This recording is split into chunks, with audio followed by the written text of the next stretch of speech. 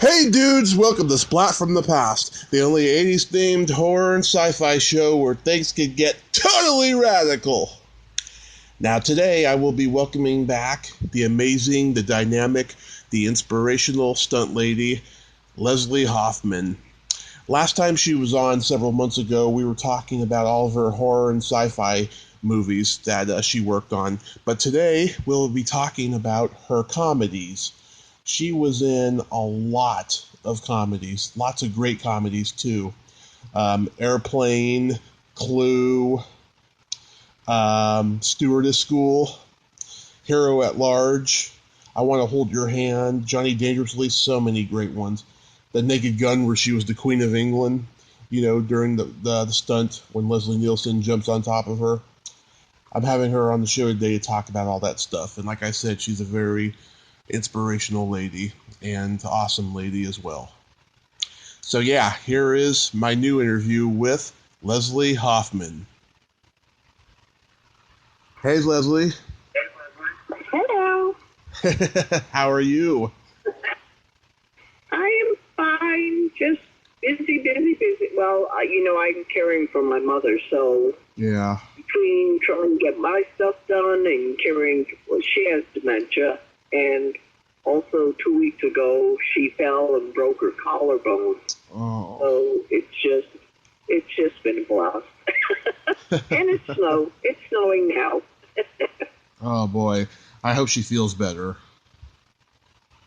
Yeah, well, I don't know. This is the curse, or whatever you want to call it, of dementia, is that she doesn't even know she's broken her collarbone. Oh, that's terrible. It's really terrible. Yeah. But Yeah, it's like, oh, go ahead. yeah. You're supposed to keep it in a sling, but you leave the room, you come back, and she has her arm out of the sling. I mean, oh boy, a mess. Well, I'm so glad that you could come back on today. Welcome back. So, like last time, I'll mention the name of the TV show and movie, and you tell me things that you remember about them. And we're going to talk about the comedies today. right. Did you get the two Yes. email, or the two letters that I emailed you? Yes. Oh, okay. So you have a list that that's why I did that. That you sort of had a list of movies or televisions that I've done. Okay. Oh yeah, I got a big list here. Uh-oh.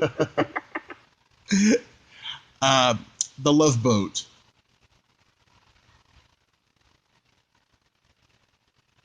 Oh. No question, just my love box. Yeah, anything you remember.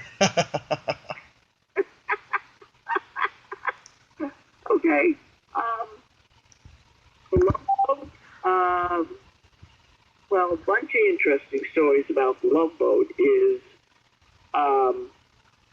it was a 78-foot fall to the water, and the stunt coordinator had called up, like, basically every stunt woman in Hollywood if they would do this jump, and they all refused. No one was going to take the risk, or no one, whatever reason. The Adirondacks, if it isn't land, it's water. I've been near water. I felt that I could do it. And, well, just going back, is that he said, if you say no, I'm going to put a wig on McMahon and have a man jump in. So I said, yeah, I'll do it. And, well, like I say, there's a bunch of interesting stories. Okay, so it really was a comedy. And the scene was that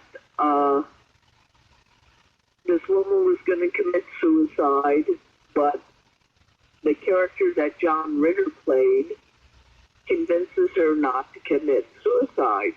So as she turns to get back on the boat, she slips off the railing and falls in, and actually he jumps in after her. The stuntman that jumped basically with me, he actually landed only about 3 feet apart from each other.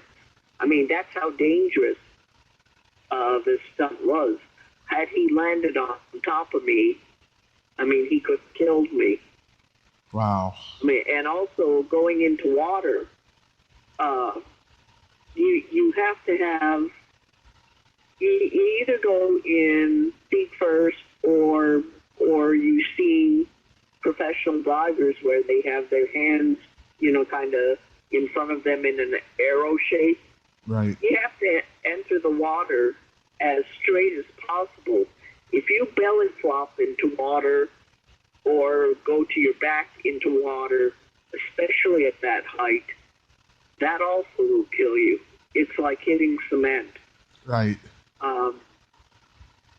So like I say, sometimes even the funniest scenes can be one of the most dangerous scenes I've ever done. I mean, actually, now that I think about it, the two most dangerous stunts I've done were for comedy. Yeah. That's what they say. Comedy is not. Comedy is a serious business. Right. Well, in fact, that's the other thing, and that's what makes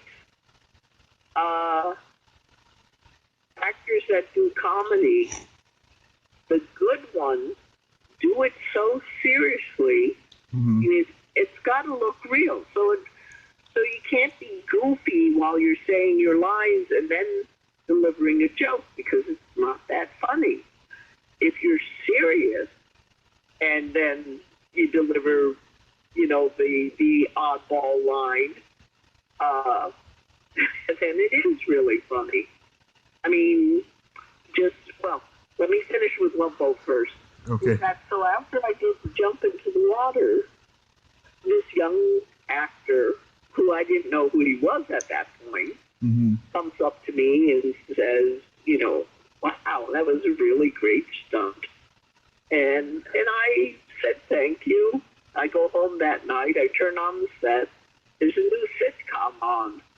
And out walked the actor in the sitcom. It was Three's Company.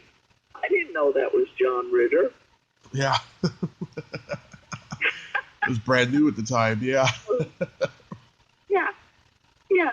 But I'll tell you, just recently on one of the cable channels, mm-hmm. early in the morning, they're showing the really old westerns, like Have Gun Will Travel, Maverick,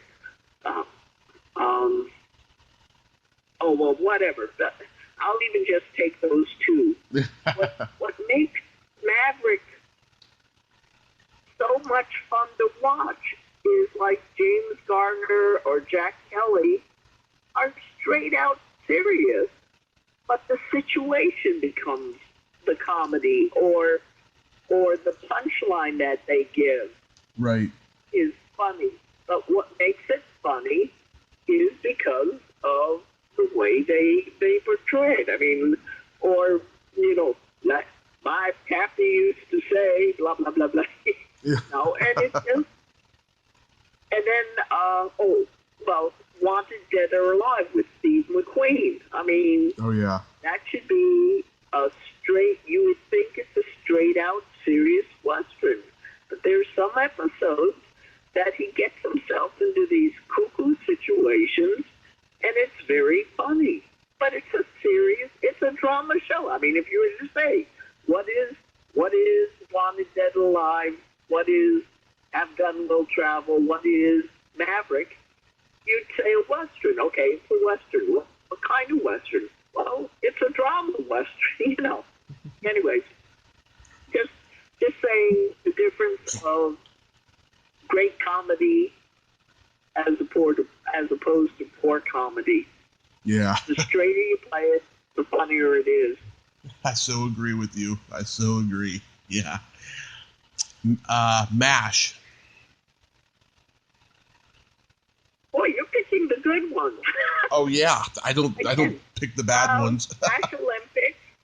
Um, Colonel Potter feels that the nurses and the doctors are just kind of out of shape, and he decides that he's going to have their own Olympics. So he has like a crutch race and a piggyback race, and well, the final thing was like this obstacle course. But anyways, I was in the crutch race, Mm-hmm. and actually I could have beat Margaret or Loretta Swift easily, but I had to throw the race.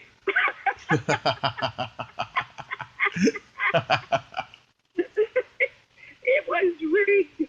And then the other scene was the piggyback race, where I was on the back of a stuntman and we just had to do a fall. But the interesting thing about that episode wasn't the episode itself. It was that at lunchtime, you know, I've always made the rule with myself in the stunt industry that even if I'm near an actor that I just truly admired, or you know, or I grew up watching their show or something like that, I would never go up to them and say, "Oh, I thought you were so great in this movie or this television show," because there are actors that want to be left alone, and they hear it from the fans all day long, or, you know, wherever they may be. You know, they could be out to dinner and someone's going to run up to their table and say, "Oh, can I have your autograph?" You know, it's like the guy would like to have a peaceful dinner. So, so I've always made it that I would not go up to especially lead actor or actress and speak to them. Now, if they speak to me, that's a different thing. Then they're being friendly to me, and then I love being friendly back to them. So I've taken my lunch tray, Mm-hmm. and I go, you know, there's no one there that I know. I sit at a table by myself, and I hear this voice say, "Can I have lunch with you?" And sort of as I'm turning around saying yes or okay or whatever I said, Mm-hmm. I suddenly realized it's Harry Morgan. It's Colonel Potter wanted to have lunch with me. Oh. And he sat down and we just shoot the breeze. I mean, I couldn't tell you what we talked about, but that's my point, is that we just had this really nice, calm lunch. You know, I didn't go, "Oh, you were, you know, whatever in Dragnet," or something like that. You know, we were two human beings having lunch, and it was the most wonderful experience. Oh, that's wonderful. Yeah. Yeah. It's a different world now. I mean, so many celebrities on movie sets have, you know, entourage around them at all times. You know. Yeah. Then. Yeah. I mean, well, just a story that I've heard. Mm-hmm. Can't necessarily back it up, but it's a story that I heard, and I probably think it's true. Was an actor walked up. He had a bit part, you know, 5 lines, who knows. He had a bit part on Beretta, Mm-hmm. and he walked up to say hi to Robert Blake. Well, you know, he goes, "Hello," and Robert Blake just kind of sneers at him and walks off. And now the actor is frightened. "Oh, I've upset Robert Blake." Well, instead of staying away from Robert Blake, he goes up to Robert Blake's dressing room, and he knocks on the door, and he says, I hope I didn't upset you," or, you know, whatever he said. Yeah. You know, I just wanted to say hi, and I'm working with you today. And Robert Blake says, "Show me where in the script where you're working." And the guy, you know, flips the script open to whatever scene. Robert Blake takes the script and rips out the pages and says, "You're not working with me today." Oh. yeah, like I say, I don't know if that's a true story or not, but I'm not making up the show or the actor's name. I mean, this is the way the story was told to me, and this is exactly why I don't go up to actors first. I mean, I'd already made that decision, but this is exactly the reason why I don't go up to actors first. And when I say actors, they use the word actor to mean actresses also. Mm-hmm. But I will never go up to an actor first and try to start a conversation. Yeah. They are nuts, yeah. Then comes an absolute underrated classic that I love called I Want to Hold Your Hand. Oh, that was the first time that I doubled Wendy Jo Sperber. Yeah. And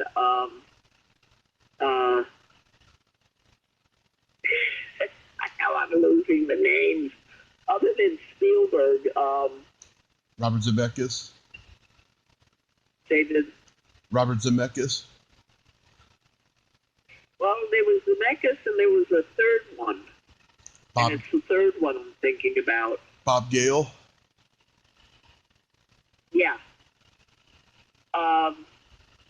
That was the first, as far as I know, that was the first movie that the three of them collaborated on. Yeah. Anyways, as I said, that was the first time that I doubled Wendy Jo Sperber. I'm in the scene, well, actually, I'm throughout the movie. I'm in the scene where they're in the hearse that, which was one of the guys took his father's hearse to drive them to New York City to see the Beatles. And they're listening to the radio, and I think it's which Beatle is left-handed. And Wendy starts screaming, I know the answer! Oh, you get free tickets to the concert if you could call into the radio station. Stop the car! Yeah. And they're not going to stop the car. And she jumps out of the car, which is what I did. Mm-hmm. And boy, there's no preparing for jumping out of the car other than don't try to land on your head or something. I mean, I jumped, my feet hit the concrete, but you still have the forward motion of how fast you were going in the car that, my background is being a gymnast, so tumbling is something that I can do. My feet hit the concrete, and I just went flipping over backwards. I mean, it just spun me over backwards. But I didn't get hurt. I got up and ran to the phone booth, which is that's the scene. Is that she jumps out of the car, she runs to the phone booth, calls in, and I assume that she didn't win the ticket because that wouldn't make any sense of the rest of the movie. But do you know that when her friends saw the movie, they actually believed that she was the one jumping out of the car? That's how good of a double I was for her. Oh wow! Yeah, it's a compliment. Yeah. Other than I think it was that movie. I happened to be going back east to visit my parents in upstate New York, and let's say there's a layover in Chicago. I'm guessing at that time it was probably Chicago, and I go into a gift or one of these whatever gift shops, whatever you call those general stores that are in the terminal. And I'm looking at magazines, and I see something that says interviewing the actors from, from I Want to Hold Your Hand. And now I'm curious. So, I pick up the magazine and I open up to see the different interviews or, just laughing through. I get to Wendy's interview. She goes, I do all my stunts. I'm going, Let's see, wait a minute. I thought that was me jumping on the car. Again, I guess you could go, how dare she? Or you could go, wow, that's kind of strange, but that's a great compliment. You can say this in print, and probably people believe that she was doing all her own stunts.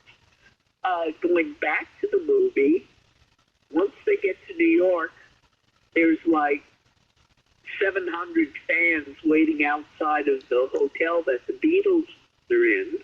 Right. It sort of looks like a limousine. And Bobby DeCicco rolls down the window, and he has a wig, and he shakes it, and he goes, yeah, I want to hold your... Now, he didn't say hand, he said gland, but anyways, the crowd sees this, and they break through the police line and jump on the car. And then the kid is scared, he steps on the gas, the car kind of goes up on the curb, down off the curb, around the corner. Anyways, there was supposed to be 3 stunt women, me being one of the 3, and we were all supposed to roll off the car. Mm-hmm. Now, the problem is the Screen Actors Guild has a rule that once you hire 50 union people, you are allowed to hire what's called waivers, which means somebody walking off the street or walking on the street. I'll pay $18 to be in the background. Except that there was this one guy who felt he was going to be discovered. Here we go. A funny stunt. Mm-hmm. But we had this one guy that jumped up on the car. Well, the first time, several people jumped up on the car, including this guy. The second time they tried to do this one guy jumps up on the car, and he goes rolling off as the car is taking off. And he almost kicks one of the stunt women. They finally kicked him off the lot. We were filming over at the Burbank studio, Warner Brothers, and they removed him. But he could have kicked us in the face, or again, this is where you think it's a simple. In this case, as opposed to Love Boat, it's a fairly simple stunt. But you have this one crazy guy who thinks he's going to get discovered, and you could be seriously hurt by this one guy. Yeah.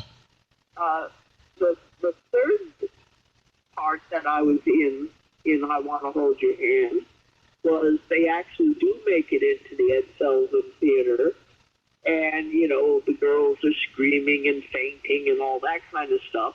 And I do a stair fall. I faint and I roll down this flight of steps. So actually, I doubled Wendy Jo Sperber. I was a fan outside the hotel, and then I was a fan who sat at the Ed Sullivan show up in the Beatles.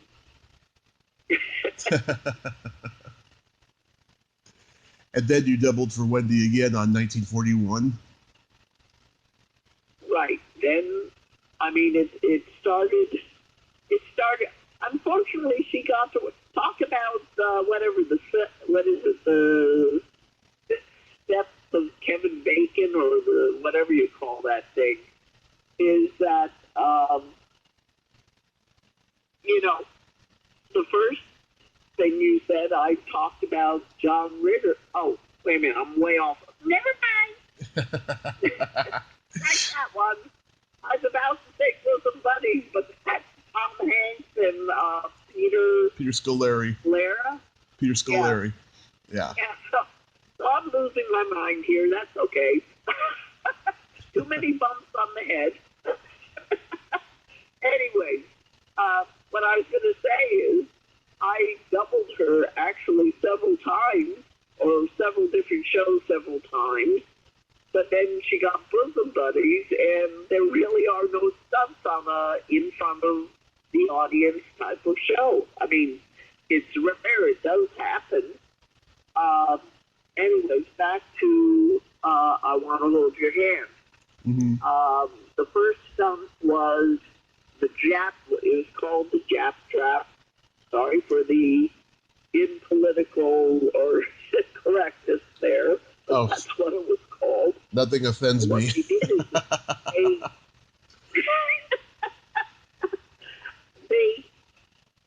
the scene was that the kid's head does a hole, and the two girls were supposed to run on the carpet and fall into the hole. Well, normally, if you just had a carpet over the hole, the minute you stepped on the carpet, it would go into the hole. So what they actually did, this isn't part of the movie, this is part of creating the effect. They created I'll call it almost like cellar doors, two doors together, mm-hmm. that would allow the other stuntwoman and I to run onto the carpet. And once both of us was on, both of us were on the carpet, plus I almost want to say that the girl's name was Nancy, but I can't think of what the character's name was. The pretty one. Nancy Allen. Gets on the carpet. I'm sorry? Yeah, Nancy Allen you're talking about, right? Oh, maybe that's why I came up with this. Okay, that's probably not her character name. Her name is Pam. Her name is Pam in the movie. Yeah. Right. Okay. So Nancy Allen is ahead of Wendy Jo Sperber. They run on the carpet. Nancy Allen picks up the hat, which was the bait to the trap, and she says one line, and then the carpet gives way and they fall into the hole. So they had to have these people standing up before they went into the hole. Well, so when the actress or the other stuntwoman and I got on the carpet, mm-hmm. She mimicked picking up the hat, but they triggered the trap door, and the two of us go, falling into this dirt hole. So that was, I doubled her twice in this movie. I was supposed to double her in the USO, but she decided that she was going to do all her own stuff, or her stunts in that case. She ended up with water on both her knees. They had to take her to the hospital to drain the water off of her knees. But because I was called in that day to double her, and then she decided that she was going to do her own stunts, they just put a dress on me, and I was part of the crowd when the big fight happened, and then also running out into the street. But then I get to double her again when John Belushi comes up with the motorcycle sidecar, and Treat Williams is in the sidecar. Wendy Jo Sperber is sitting on top of the sidecar. And actually, we just hit the second stunt that I said, two of the most dangerous stunts I've ever done were comedies. This is the other one. Well, real quick, the stunt double that drove the bike for John Belushi, his name was Bud Eakins. Mm-hmm. And he is actually most famous for the motorcycle jump in The Great Escape. He doubled Steve McQueen when he was trying to escape, and the Nazis are on motorcycles in the cars, and he's running along the barbed wire fence or wall, whatever you want to call it. Mm-hmm. And he actually goes, I think it's up a hill and jumps, but he lands between the barbed wire, falls, and gets caught in the barbed wire. Well, that was not Steve McQueen. He is a motorcycle rider, or was a motorcycle rider. Right. But that stunt was Bud Eakins. So if anything, I'm very honored that Bud Eakins, the man who did the jump in The Great Escape, is the one driving the motorcycle.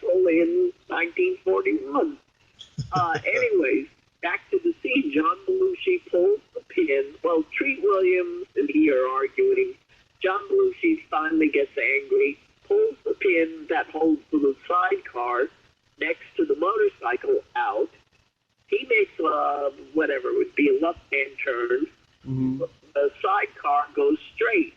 Now, because the sidecar doesn't have a motor, technically it would stop, it would roll and come to a stop. But there was going to be this whole stunt involved.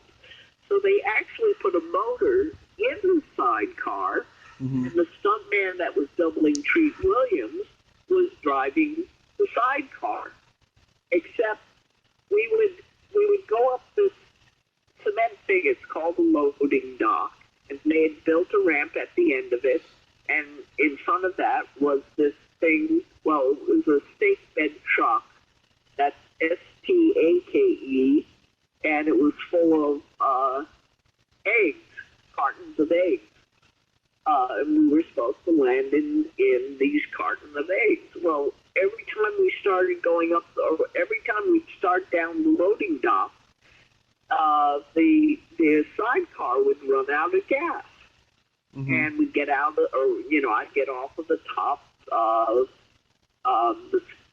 stuntman would get out of the car, the sidecar, they roll it back, and the thing would start up again. And I think we did this like 3 times, and it kept stalling out. We did it the 4th time, and he thought we were going to make it, and we get like halfway up the ramp that should have launched us into the truck. Mm-hmm. Ran out of gas. But the sidecar actually hit the back of the truck, flipped over to the ground. Now they had pads on the ground just in case to protect that stuntman. There was no protection for me. Once I was launched off of the sidecar, that was it. Wow. Had we hit any lower, well, in this case, I slid onto the bed of the truck. But had we hit any lower, I would have been decapitated. Yeah. Wow. So again, the funniest stunts have been the most dangerous stunts in my life. Yeah. And then to boot, they call us back the next night to do the stunt again. And what they discovered was whoever put motors in sidecars, the gas line, which was only a plastic gas line, they had put between the 2 crossbars that held the seat that the stuntman was sitting on. They had the gas line over the bar. So every time he sat down, there was only so much gas that would go to the engine, and that was it. Mm-hmm. Then once he got out of the car, the line would fill up with gas, so that's why the car would start again. So the second night they finally figured out that they should put the gas line below the bar. Mm-hmm. And we did the jump the second time. The second night, they got the shot that they wanted. Oh, boy. The immortal classic Airplane.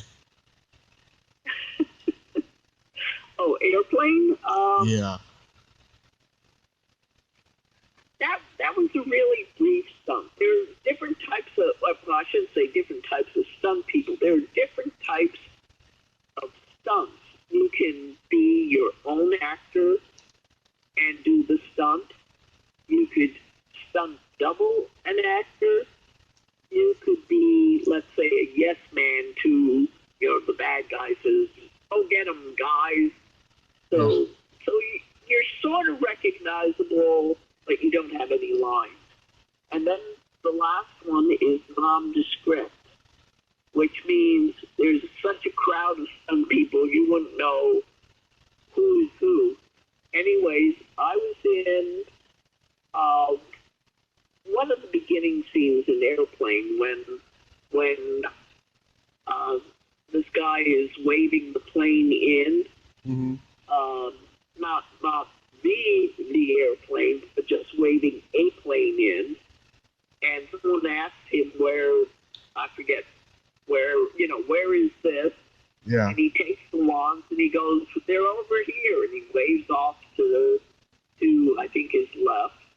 And then the next thing is you see this plane crash through the terminal glass window, and there's about 20 of us, just jumping out of the way of the glass and the nose of the plane. And I was one of those 20 people. So like I say, it isn't, I can recognize me, but it isn't one that, if you were to watch it, I could tell you I was wearing a brown winter jacket and a knitted winter cap, but try to find me in the crowd. The interesting thing about that stunt, it was done on the sound stage. Mm-hmm. Again, we're going to talk about a stake bed truck. They built the nose of the airplane on the back of the stake bed truck, and on the action, actually was the stunt coordinator that drove the truck. He just backed the truck into the plate glass window. Nice. But it looks like the plane, really, like a real plane, really coming through the terminal window into the terminal. I know, it looks great. Yeah. It really holds up. Yeah. It's still one of the funniest comedies ever. You couldn't get away with a lot of stuff they did in that movie now. Well, I don't know if this is going to be next or not, but, I didn't get to work with Leslie Nielsen that day, but, I think that's sort of what brought his career back was Airplane. Yeah. And then it became Dremin, for Naked Gun. Mm-hmm. And he was so funny in Airplane, like I say, then they created Naked Gun for him. Mm-hmm. You played the Queen when he attacks her, right? Right. It's the scene is that there's a banquet. They know someone is trying to assassinate the Queen. They're Well, here we go. Here's the double thing. Mm-hmm. I worked with Ricardo Montalban on Fantasy Island several times. I never really thought that we never sat down and had lunch like I did with Harry Morgan or anything like that. But we talked. We obviously met each other. No, actually, I don't know if you're old enough for this. Uh-huh. You remember the commercial that he used to do? I can't remember what car company, but the line was, "It has real Corinthian leather."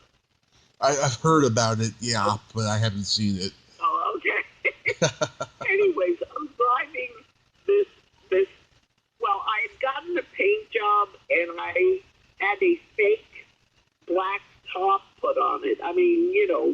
Corollas and Coronas were usually just one color. They were not expensive cars.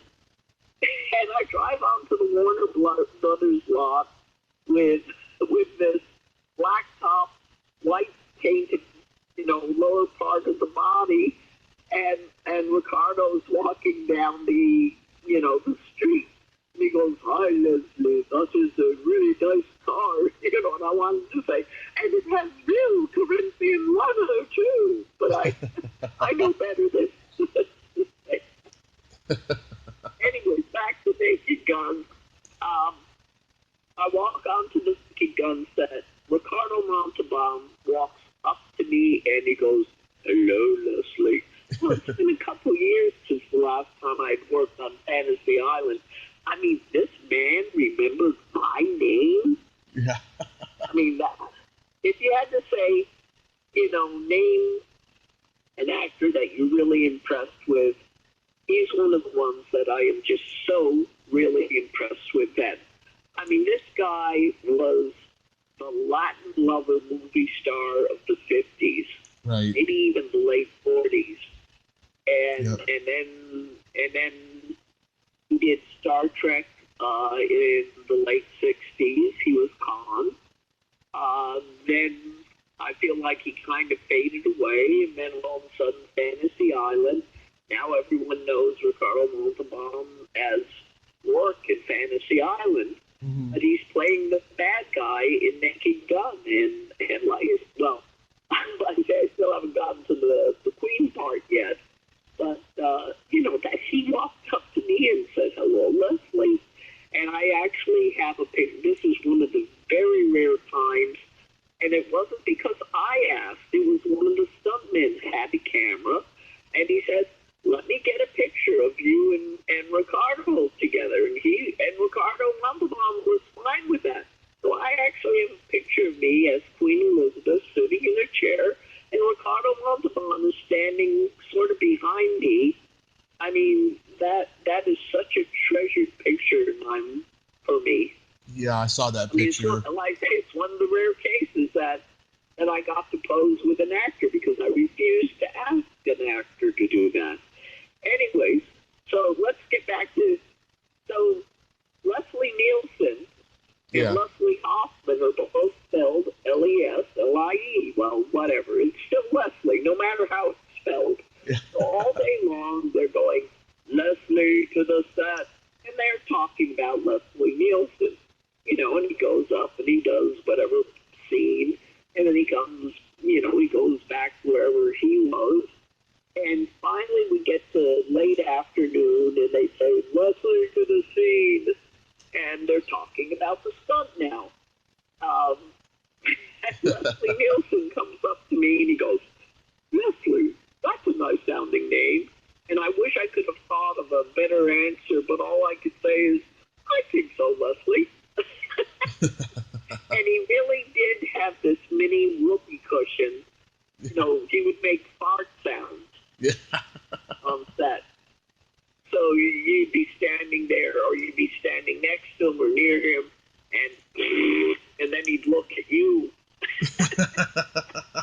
But anyway, so that stunt was done in two pieces. The stuntman had to hit a mini tramp and tackle me to the table. But we ended up doing that stunt like 7 times because he tackled me too high, he tackled me to the left, he tackled me to the right, he tackled me too low. Finally, they get the tackle that they wanted. Mm-hmm. Not a peep from cast or crew. Okay, second part of the stunt is there's a little tray underneath the tablecloth and a wire the length of the buffet table, and then they just had the crew on action. Well, I'm laying, my back is laying on the tray table, the stuntman is laying on top of me, and we're told to wave our arms and legs as we go down. Well, my legs are straight up in the air, which they thought was very fun. Well, that's what people remember is my legs just way up in the air. But, on action, the crew started pulling on the wire, and all down the table we went, and knocking candlesticks and dishes and everything out of the way. One take, the whole room is applauding afterwards. Mm-hmm. Well, this man hit me 7 times and knocking me to the table. Not a peep. Basically, we're laying on a tray, being, rolled down the table. We get applause for that one. I guess it is a great scene. It is. It was pulled off really well, I think. It's one of those scenes I can rewind and watch over and over again. Yeah, well, I'll tell you, if you can watch it in slow motion, you're going to actually see the wire. You're going to see the tablecloth in front of us. You're going to see that wire. Mm-hmm. I mean, in other words, you're not going to see the wire. You're going to see the tablecloth raised in one specific area, one straight line area, mm-hmm. which is the wire that was pulling the tray. Yeah. I got to go back and watch it. Yeah. Johnny Dangerously. Johnny Dangerously, actually, did I miss that? Uh-oh. I didn't get paid for it. That's one of those cases. Now you got me curious. Did I put that down, or you just came up with that? Johnny Dangerously, I was supposed to stunt double the actress, but in this case, actually, the stunt coordinator felt that the actress could do the whatever. Yeah. So that was the day that 20th Century Fox actually I didn't get to do anything. But I got paid. Sorry. Okay. What's so interesting about so where Johnny Dangerously was filmed so many years ago, and that's 20th Century Fox, New York Street. Mm-hmm. If you watch the Orville now, they've had at least one episode where they were supposedly, I don't know if it was supposed to be New York, but it was a city, street and buildings on either side and sidewalk. And I'm watching this episode of the Orville and going, wait a minute, this looks familiar. Well, it's the set of Johnny Dangerously, or like I say, in general, it is New York Street, or it's whatever city street you need it to be. So sometimes you watch things 40 years later, and you're going, wait a minute, I recognize that building, or I recognize that street.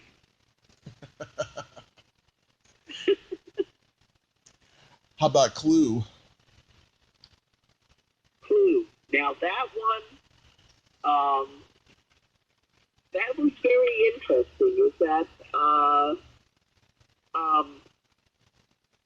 I did not find the actresses very friendly. When they weren't doing a scene, they were gone. They were in their dressing rooms. Mm-hmm. The men stayed around. Tim Curry, Christopher Lloyd, who I actually worked with on a television show. Mm-hmm. I'm trying to remember if it was before or after Back to the Future. Definitely after Taxi, because Taxi was early on. Mm-hmm. But Tim Curry, I mean, Rocky Horror Picture Show, oh my God. Yeah. Anyway, I was the dead, the cook had been stabbed. She was dead. They decided that they were going to bring her back to this room where supposedly this other body was. And they open up the door and the body is gone. And Tim Curry, I think his line is, oh, and his name was like Mr. Body. Right. So Tim Curry's line is, oh my God, Mr. Body's body's gone. Yeah. But he dropped me at the same time and I land on my head. Well, there's not much you can do when you're doing, I guess that would have been maybe like a 2-foot fall to the rug. I just took my own hair and wrapped it around my forehead and, put the cook cap on top of that. The first time that they dropped me, I thought that I was looking dead. Is that, I let my arm go in front of me, that my head would hit my arm. Director didn't like that. He wanted my head to hit the floor. So actually, Tim Curry is the first person to release my arm. And I instructed him to actually pull up on me before he lets go of the arm. Because, well, it's almost like dropping a cat. I mean, if you drop a cat from a really low point, there is a chance that the cat is not going to land on its feet. It just doesn't have the time to turn around. If you just have my head a foot above the floor, I really can't position myself. So he was great. He did exactly what I asked him to do. He pulled up before he released me, and I was able to position myself the best I could for hitting the ground. And in this case, again, we had a director that I feel like he shot the scene like 6-7 times of me hitting my head on the floor. That wasn't fun, but but it was fun working with Tim Curry and Martin Ball and Michael McKean. Boyd. And for some reason, I always forget who the fourth guy was. Michael McKean. Oh, okay.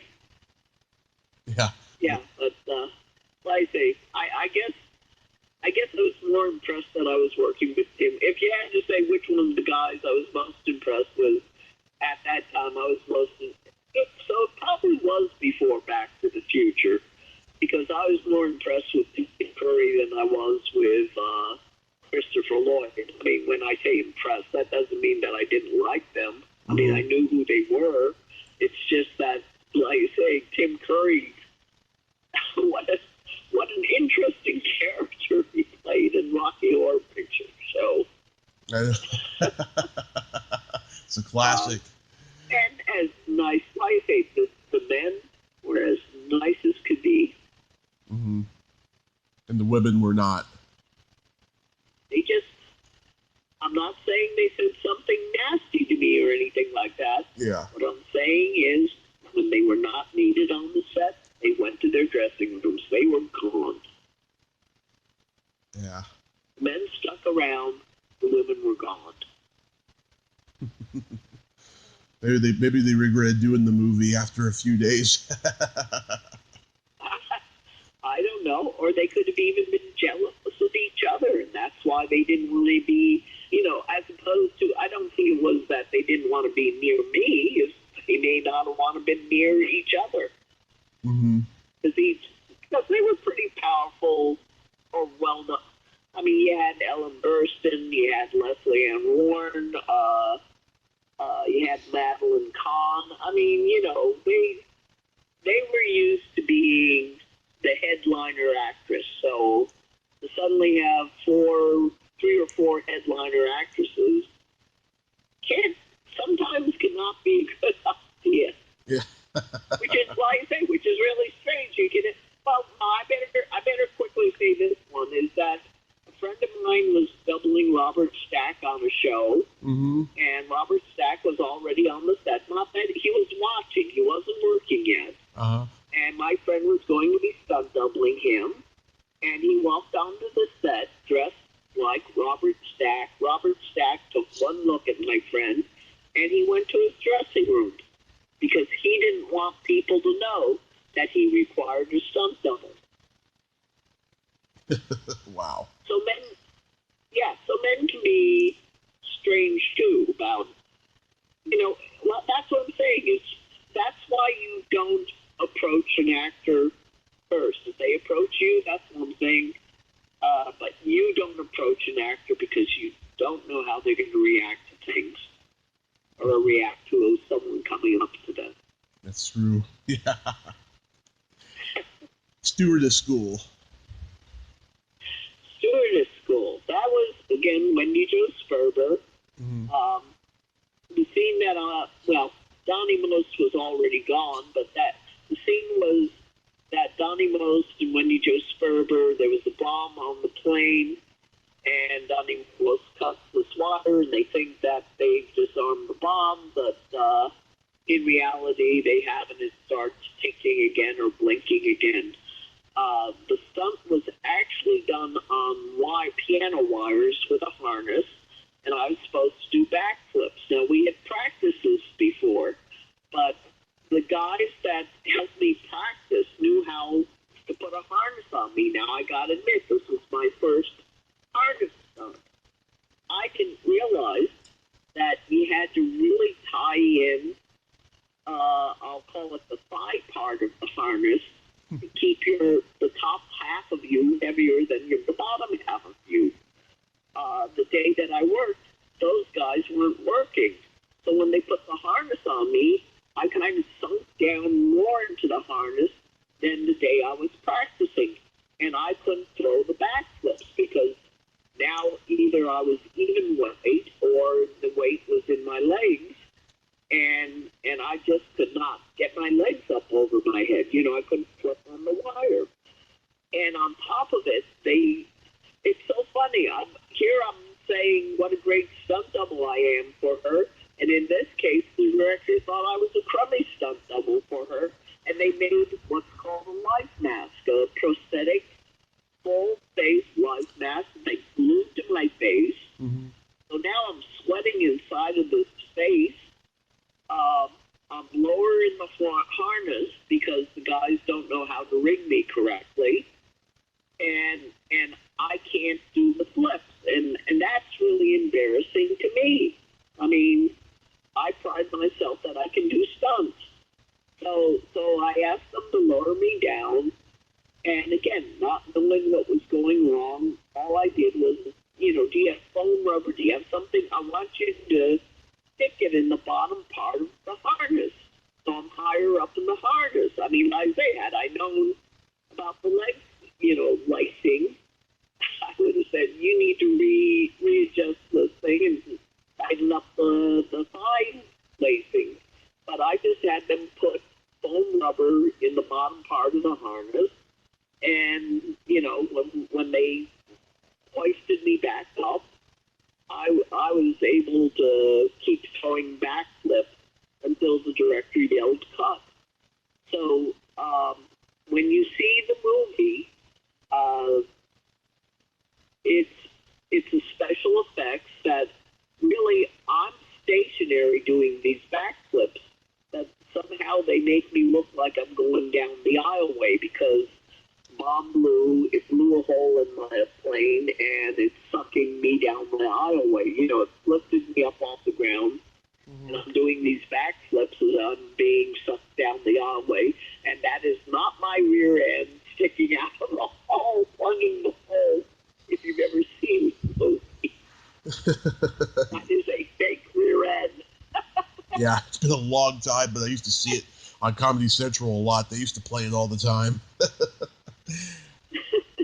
My friend Julia Montgomery, she was in the movie too. And finally, celebrating its 30th anniversary, National Lampoon's Christmas Vacation.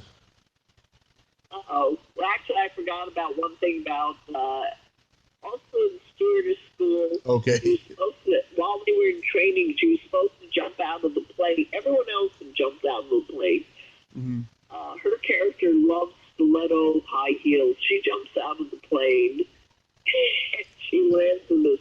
They have this like huge swimming pool, one of those above ground huge swimming pools, the rubber raft in the swimming pool with the people in training plus the people that were hired to be the passengers.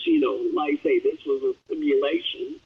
But Wendy comes jumping out of the plane, and her stilettos hit the rubber boat, which supposedly explodes, and everyone ends up in the water. That's me jumping out of the plane.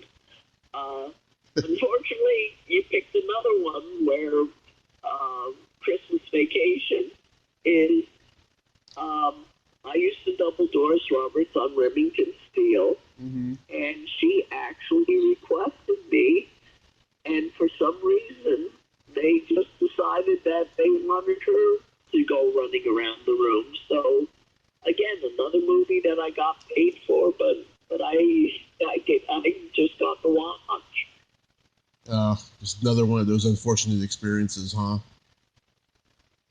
Yeah, I mean, I would love, like I say, when I get hired, it's sort of depressing, when you get hired and then, they end up either changing the scene or the actress might say, I can do my own stunts, or like say with Johnny Dangerously, where the coordinator hires me, but then he decides that he's going to show the actress how to throw the punch.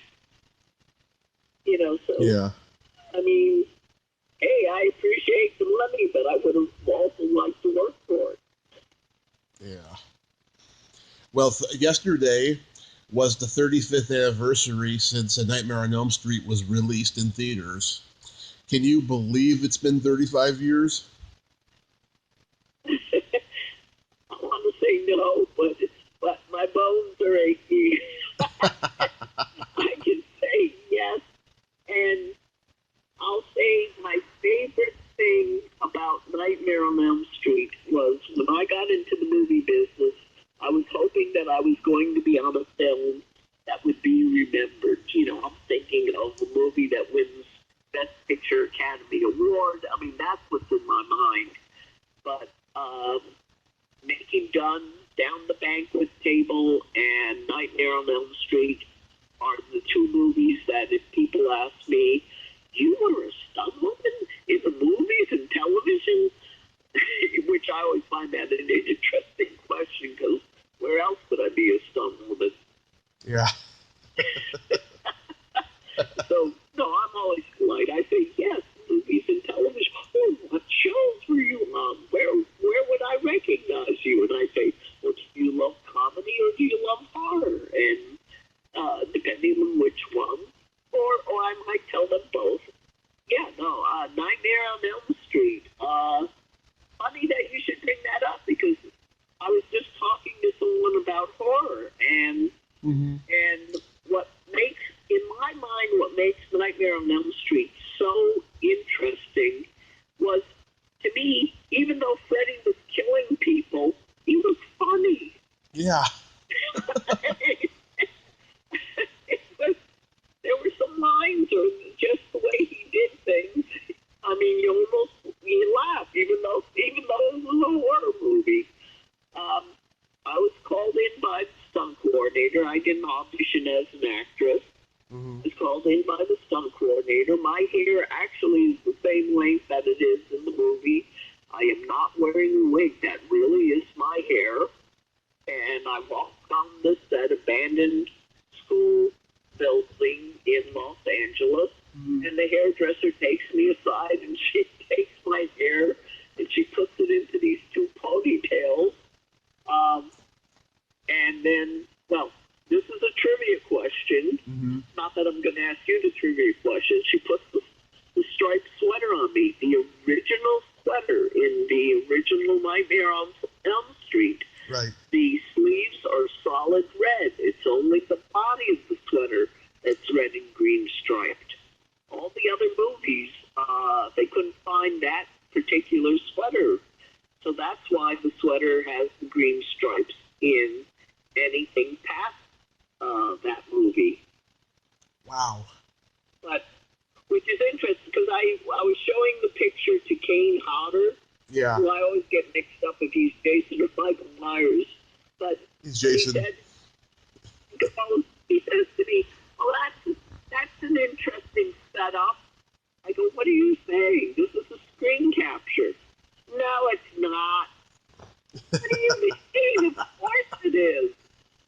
You know, why do you think this is fake?" "Well, you don't have any stripes down your sleeve." Yeah.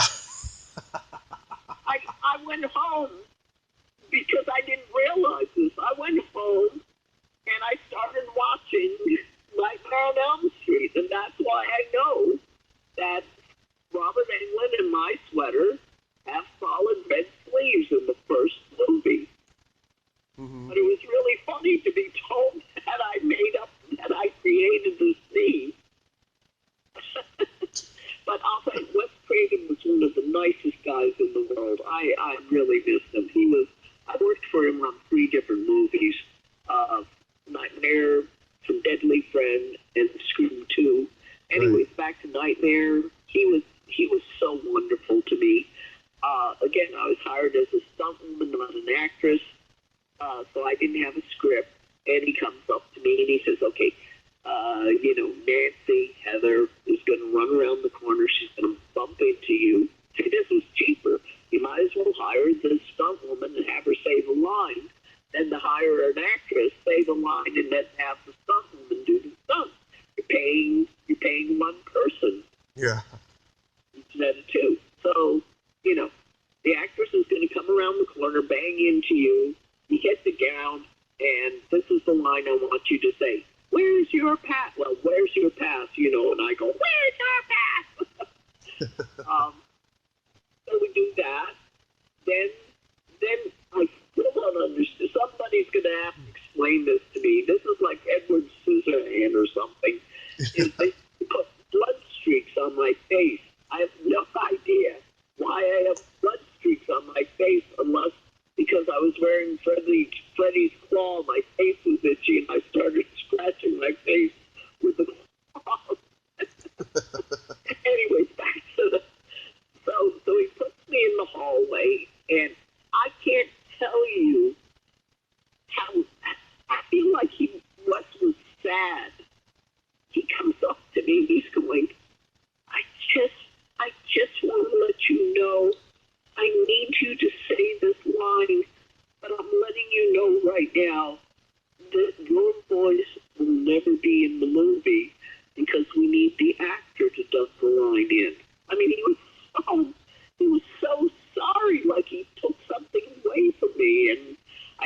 being a stunt woman, whether I said a line or not, it didn't affect me one way or the other.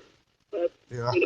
so you have to say, hey, Nancy, no running in the hallway, and then I want you to do, a nasty laugh, and I need you wiggling the claws.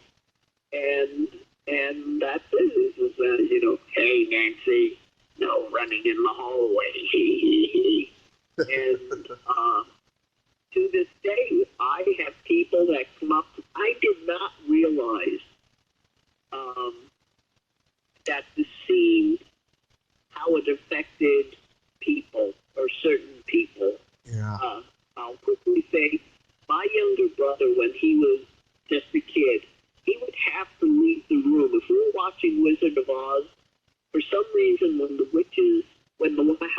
house landed on the witch, when the legs would curl up and go underneath the house, that was too much for my brother. For some reason, he could not handle that. Mm-hmm. So the same thing with Nightmare on Elm Street. Robert Englund's voice coming out of my mouth just totally freaked some certain people. Yeah. Did you get to do any conventions for it this year? No, unfortunately, and we keep losing actors left and right. I mean, we lost Aaron Eisenberg for Star Trek. We lost Sid Haig for horror. And you would think, or I would hope someone would want me for a convention because we're getting older. Yeah. But, no, I seem to be, and yet when I've made it to horror conventions and people have posters, of like all the actors' signatures from Nightmare, they say, yours and Johnny Depp's are the hardest ones to get. It's because I can't get any of the promoters to get me to a convention. Oh, that's terrible. Well, yeah, so start a petition. I know, I'm sure. Every year I make suggestions to Monsterpalooza in LA, and a couple years ago they actually listened to me. There was a lot of people I suggested that they got, and a bunch of them were a lot of Nightmare on Elm Street people, and so I'll do it again, and I'll mention you. Yeah, like I say, I'm probably one of the most, other than Johnny Depp, I'm probably the most missing signature of the original cast. If you were to look at the IMDb, I am actually listed in the major part of the cast. You can hit the thing to see the rest of the cast, but I make it into whatever the first 10 or whatever, however IMDb works this. Oh, the other nice thing about, stunt people rarely get credits. Yeah. In movies, never in television, but rarely in movies. And in the case of Nightmare on Elm Street, not only am I listed as the hall guard, Mm-hmm. when it gets down to stunt, I'm listed again. This is the only movie that has my name twice in the end credits. Mm-hmm. I mean, that's the kind of guy Wes Craven was. Yeah. That's quite a guy there to give you 2 credits like that. Yeah. So, yeah.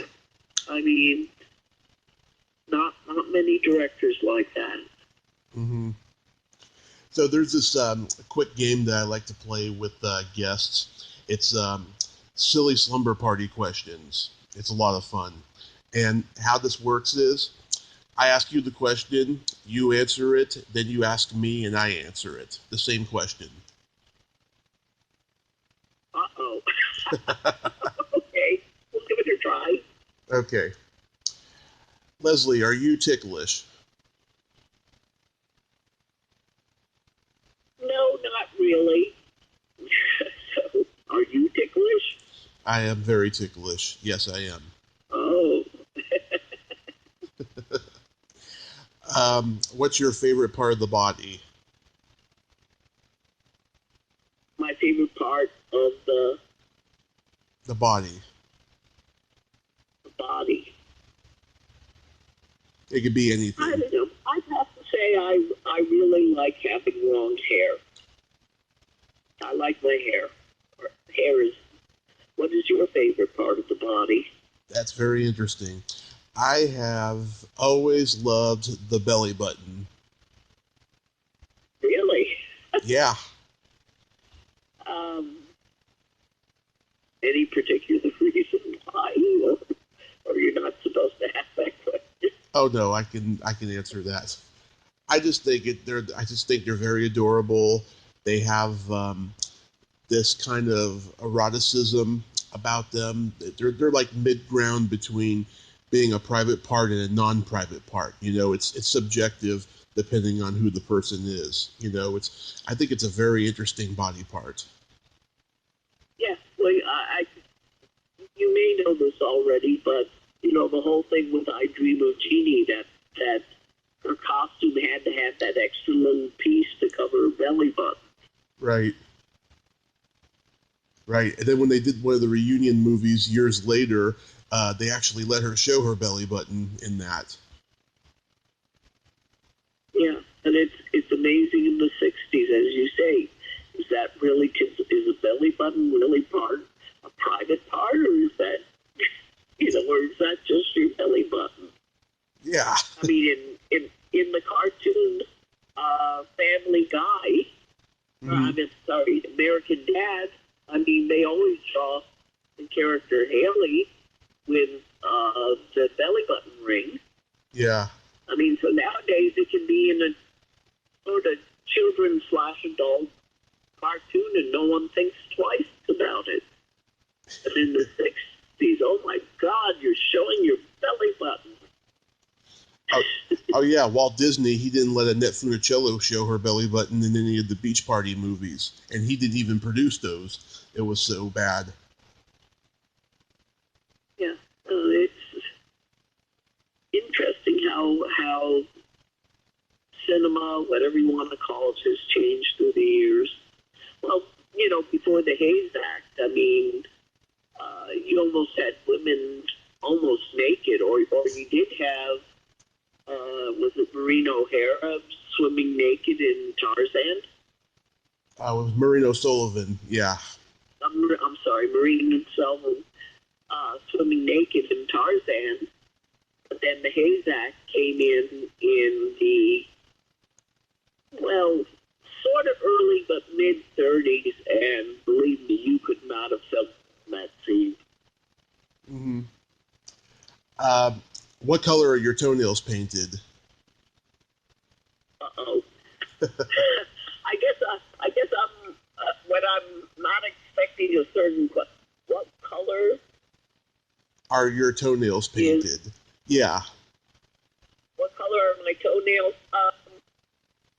I'm really not into makeup or nail polish, so my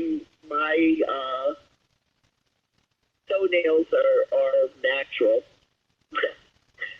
Dare I ask you what color your toenails are? They're same, natural. Okay. And I don't know. You could have taken me out and said, "Do you paint them blue or black or something?" And I say, "Are you goth?" goth. I don't consider myself goth, but I definitely do paint them like in the summertime. But black looks really ugly on mine, so I just use, purple, red, pink, blue, stuff like that, And then my favorite question, is there a stinky smell that just makes you gag? Oh boy, I am smell sensitive. Mm-hmm. I mean, diesel will make me gag. Women who soak themselves in perfume, I will gag. I think those are the two worst smells. I actually, if I'm driving driving the car and someone has run over a skunk, for some reason skunk will smell, I'll go, ooh, somebody ran over a skunk, but it won't make me gag. But perfume and diesel, forget it. Yeah. So what smells make you gag? Either farts or feet. Oops, I'm sorry, say it. Either farts or feet. Oh. So the silent but deadly ones could really get you. Oh yeah, we call those barking spiders.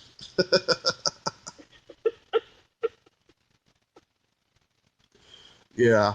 Oh my God, I'm sure you smelled a lot of bad smells on movie sets and everything. Yeah, that's true. Is that not to the point of gagging, but when I used to have the prosthetics from Star Trek on me, they would have to use solvent to get it off of me, and the solvent always had a bad smell. Mm-hmm. Leslie. No, but again, go ahead. Smell, but not enough to gag. Oh. And now you just on an episode of Voyager. Yeah. Neelix was wrestling with Jonas. I don't know if that would have been season 1, season 2, obviously early on, because Jonas dies. Right. There was supposed to be a high fall because Jonas is falling into the vortex. And it is like 11 o'clock at night. It's really late, long day. And so they have Neelix and Jonas struggling way up on this like 20-foot platform because they have to do that in order to have the stuntman do the high fall. I was hired to spot the airbag, so that's one thing I left out, is that you may not be actually on film, but you may be a spotter or a stunt person, just to make sure if something's going wrong, that you might be able to push them back onto the airbag or do something to save their life. Anyways, back to Neelix and Jonas. 11 o'clock at night, the cameras are rolling, so it's really quiet while these guys are struggling. And all of a sudden, on this huge sound stage, you hear this. I didn't know Talaxians had that as a defense mechanism.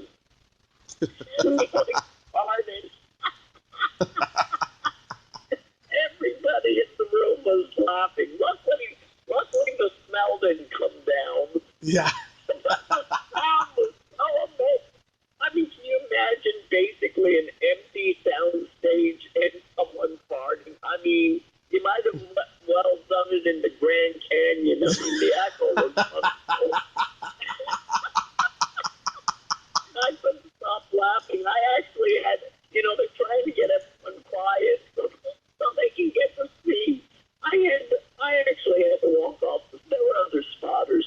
I actually had to walk off the set of Stewardess because I could not stop laughing. Oh my God.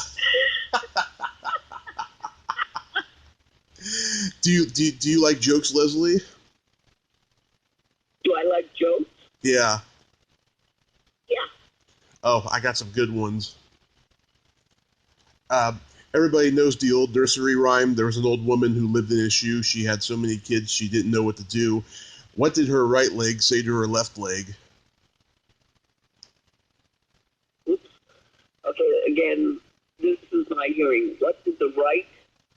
What did her right leg say to her left leg?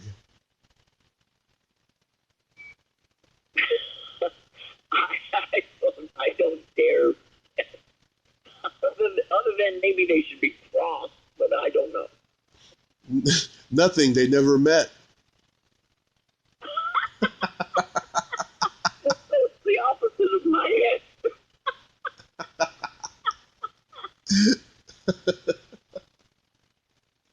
I've had some guests guess the punchline to that one. They've actually come up with some better ones than that one. It's clean yet very dirty.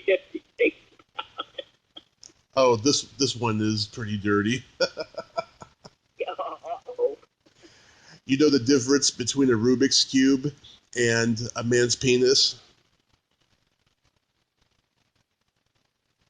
Well, I guess I don't know, because the Rubik's Cube you twist around. Twisting a man's penis.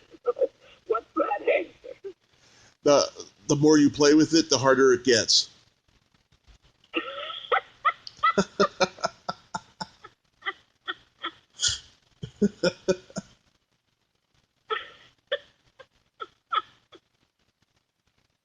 Yep, well, that's true. I couldn't do a Rubik's Cube to save my life. Yeah.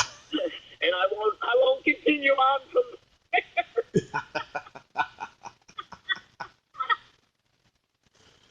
It's just like, you know the difference between a golf ball and a G-spot? No, I mean, I know what both of them are, but I can't even come up with the comparison. It takes a man 20 minutes to find a golf ball.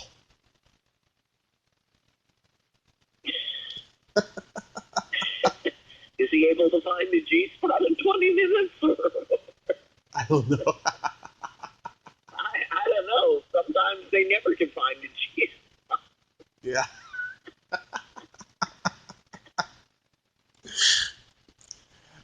So do you have plans for the holidays, Leslie?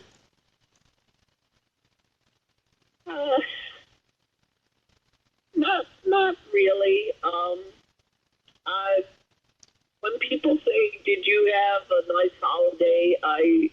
If I can say nothing happened this day, and I was able just to, maybe watch a TV marathon or just be quiet, I consider that a good holiday, as opposed to, I really don't have that many relatives, so it isn't like 20-some odd people sit around a Thanksgiving table or anything like that. And so actually I enjoy quiet holidays. That's a good holiday for me. Yeah. Do you have family and friends, or?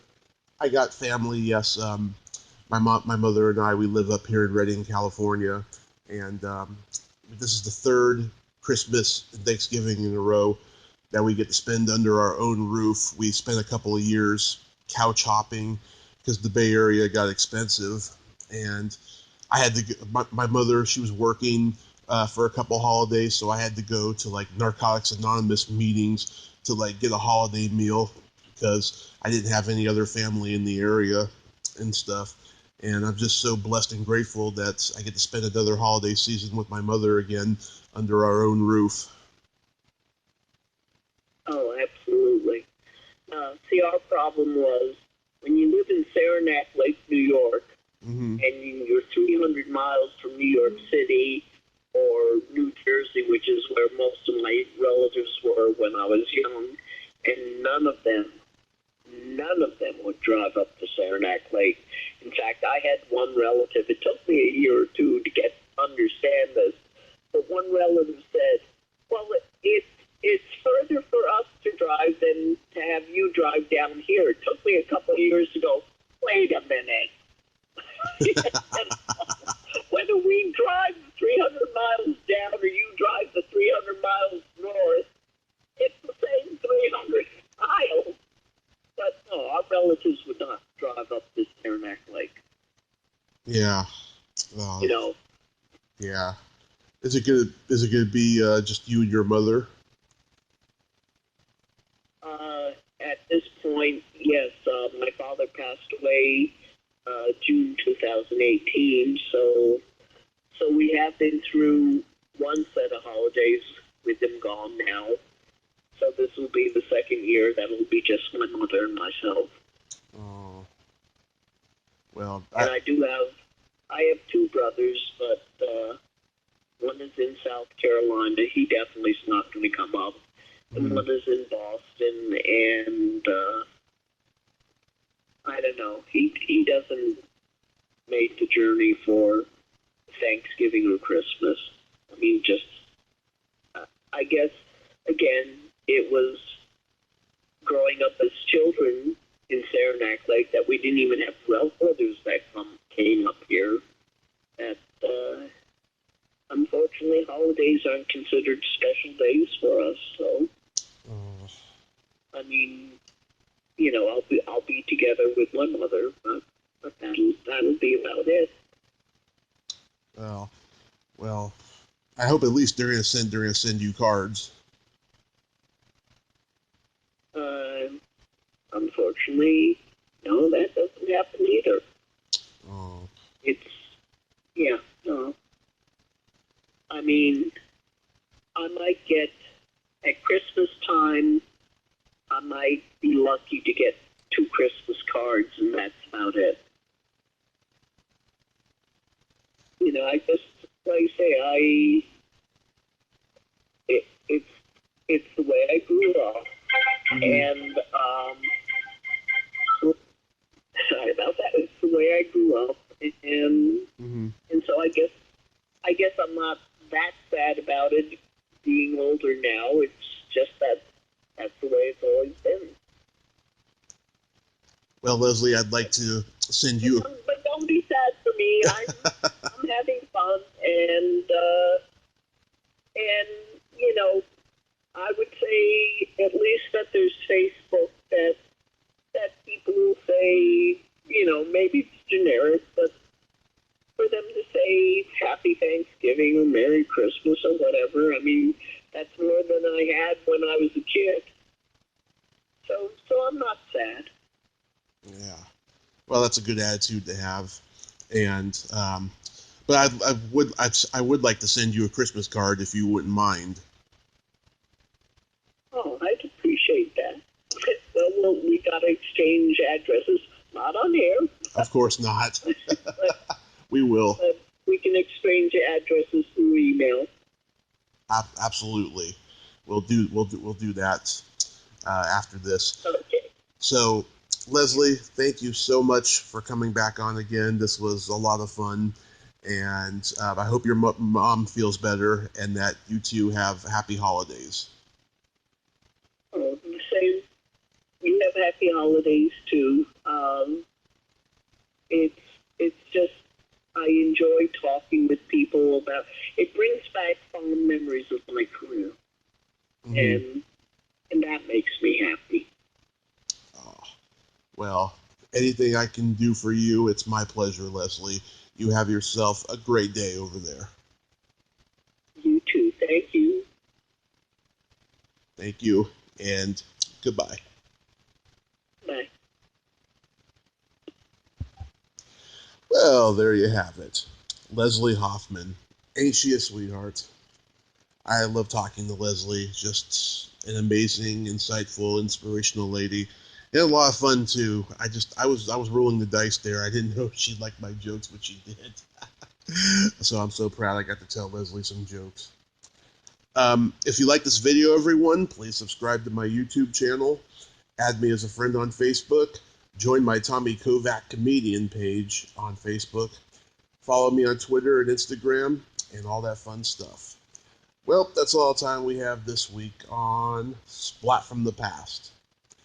Until next time, this is Tommy Throwback Kovac saying there's no shame in living in the past because the present sucks. Later, dudes.